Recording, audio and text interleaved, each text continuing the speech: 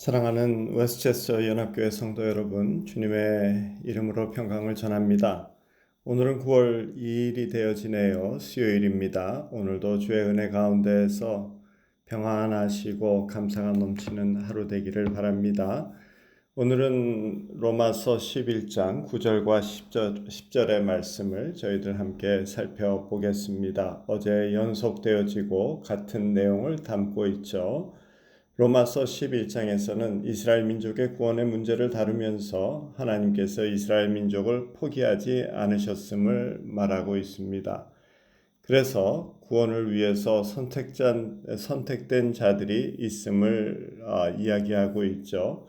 그런 후에 사도 바울은 안타까운 마음으로 이스라엘 백성들 중에는 구원받지 못하는 남겨진 자들이 있음을 또한 말합니다. 그렇게 구원받지 못하게 된 이유를 그들의 우둔함이다 라고 말하죠. 마음의 굳어짐이라는 그 의미가 됩니다. 그런 후에 8절에서 늘 하듯이 구약의 말씀을 인용해서 그 우둔함을 설명합니다.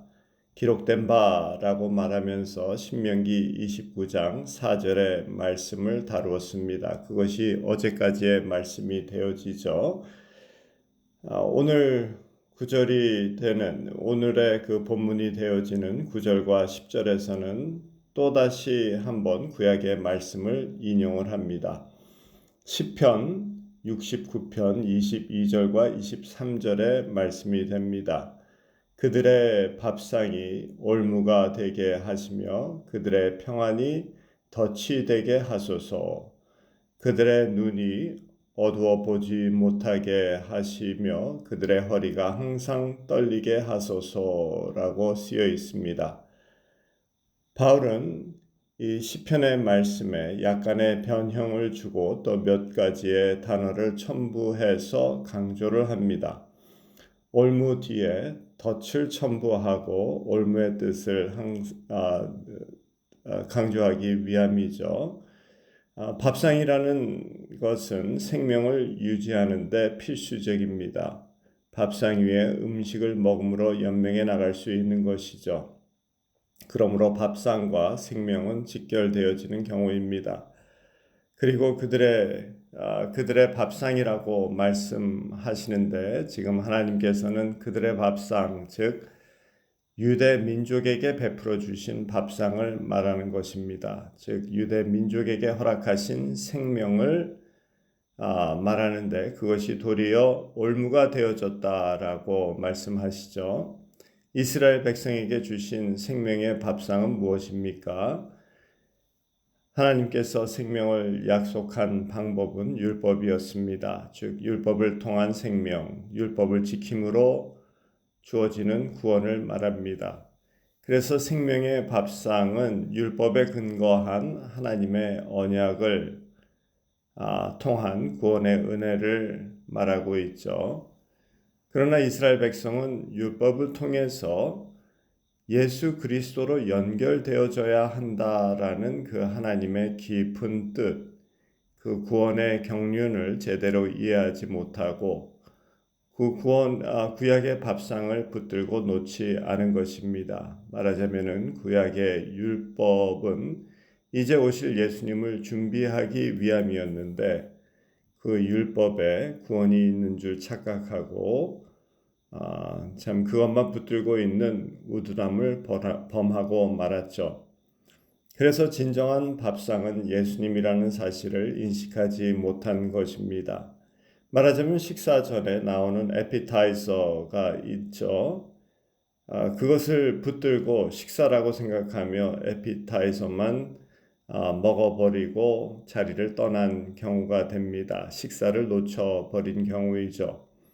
하나님이 준비하신 생명의 밥상은 요한복음 6장 35절의 말씀에서 정확하게 밝히고 있습니다. 예수께서 이르시되 나는 생명의 떡이니 내게 오는 자는 결코 줄이지 아니할 것이요 나를 믿는 자는 영원히 목마르지 아니하리라.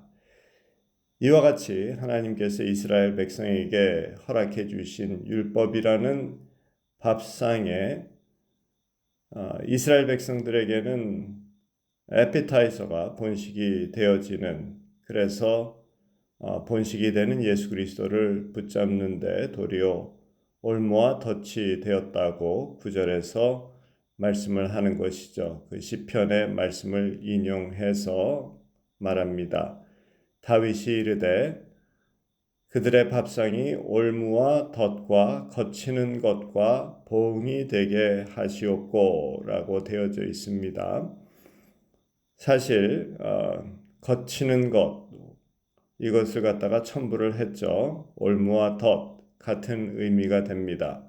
이렇게 비슷한 언어가 여러 번 반복되어질 때 일반적으로 상호 보완적인 이유에서 쓰일 때도 있습니다. 올무라는 단어 하나로 설명되어지지 않기 때문에 비슷하지만 또 다른 의미가 있는 덫을 언급하는 것입니다. 그리고 올무와 덫만으로도 완전하게 그 의미를 전할 수 없기 때문에 거치는 것이라는 것을 또 언급하는 그런 경우입니다. 즉 서로의 부족한 의미를 보완하고자 하는 의도에서 비슷한 단어를 나열해서 설명하는 경우가 있습니다. 이런 경우는 상호 보완형 반복이다라고 말합니다. 그런데 9절에서 말씀하는 것은 상호 보완적인 것이 아니라 단어의 뜻에 비슷한 것을 그냥 반복하고 반복하면서 언급해가지고 강조의 효과를 바라는 것입니다. 이럴 때는 강조형 반복이 되어집니다.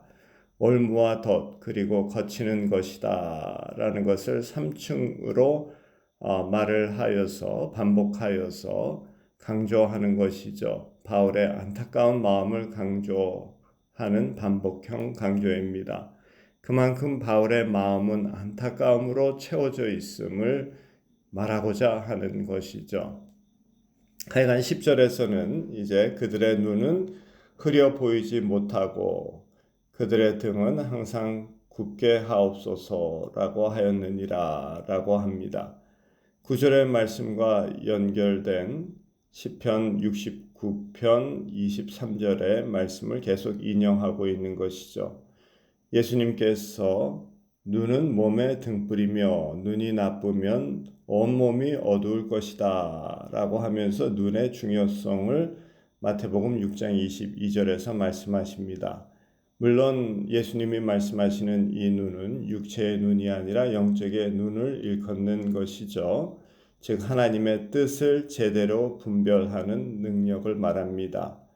하나님의 말씀을 근거로 해서 세상을 보는 그 능력을 말합니다. 이처럼 영적으로 어두운 눈을 가졌기 때문에 유대인들이 에피타이저를 본식으로 잘못 본 것이죠. 그래서 본식을 놓친 것이 되는 것입니다. 하나님의 구원의 경륜을 이해하지 못했다라는 말씀을 하고 싶은 것입니다. 그 다음에 나오는 말씀인 저희 등은 항상 굳게 하옵소서라는 표현은 우리에게 상당히 생소합니다. 등을 굽히는 것은 노예들이 두려움 가운데서 취하는 모습이 됩니다. 상전 앞에 섰을 때 두려움을 갖게 되는 노예들이기 때문입니다. 이스라엘 백성들은 율법의 종으로서 지내고 있었다라는 것을 기억해야 하는 말씀이죠. 율법 앞에서 두려움으로 지켰다. 율법을 주인으로 모시고 있었다. 그런 두려움과 불안 속에서 살았다라는 것입니다. 예수님을 주인으로 고백할 때 진정한 자유와 평화를 누리게 됨을 성경은 가르치고 있습니다.